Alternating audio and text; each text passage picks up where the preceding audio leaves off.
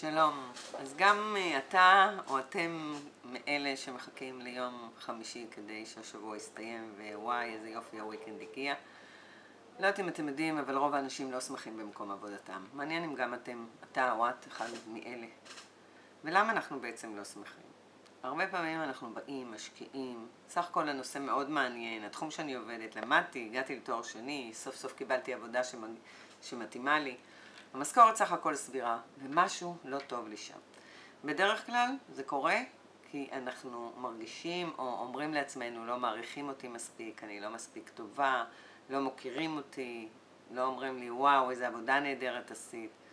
זו התחושה, ועם התחושה הזאת זה בעצם פגיעה באגו שלנו, אנחנו הולכים הביתה והמוטיבציה שלנו יורדת, ואנחנו מגיעים הביתה ואנחנו לא שמחים.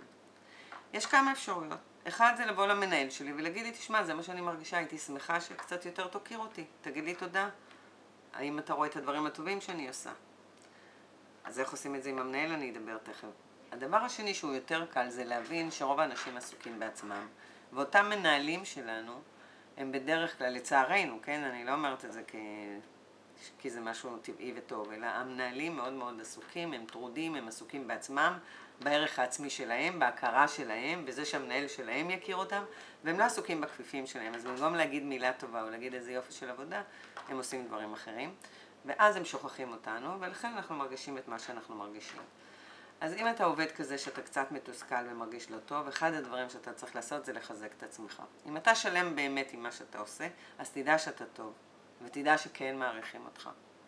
אם אתה לא בטוח, תשאל. אני בטוחה שאם תשאל יגידו לך. אבל זה בעצם הסריטות שלנו, הנקודות הרגישות שעולות לנו כשהמנהל לא מחזק אותנו. אז תדעו, על פי רוב, זה הסריטה שלנו וזה לא אמת. המנהל כן מעריך אותנו, כן מכבד אותנו. איפה מתחילה להיות הבעיה?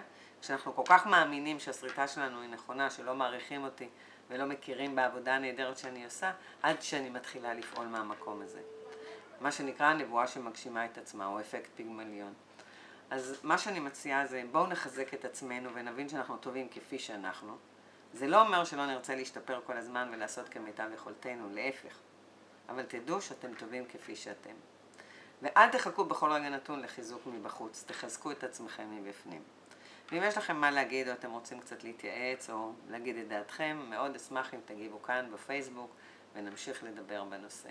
הנושא הוא נושא חשוב וקצת כאוב. אז יום טוב.